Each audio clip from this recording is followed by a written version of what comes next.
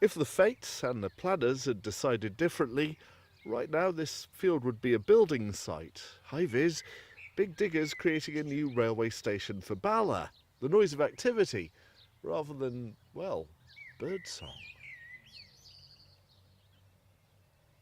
HS2's supposed to be hitting Birmingham round about 2035 or thereabouts.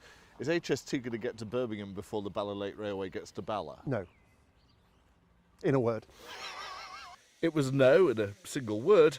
The railway heard from Urari, Snowdonia's planners, less than a month ago, turned down largely due to environmental reasons.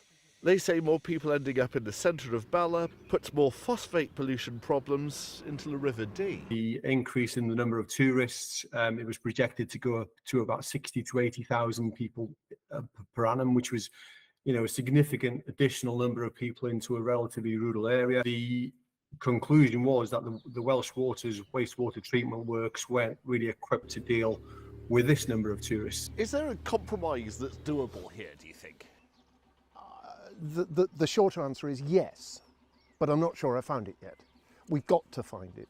There is such a groundswell of support for this to happen from the town. You can see the outline of where the trains could run, the track bed where they can't lay a single rail. Right now, the Bala Lake line finds itself as a railway without an actual destination. We've just stopped essentially in the middle of nowhere at the moment, and there's no parking at this station either. So if you were visiting from far away, you've got to drive the other end of the railway to find somewhere to park to get the train. So this way would be a lot better. Just gutted, sad. Just we'd come all this way, all the hard work everybody's done. Julian, it's bit of a kick in the teeth.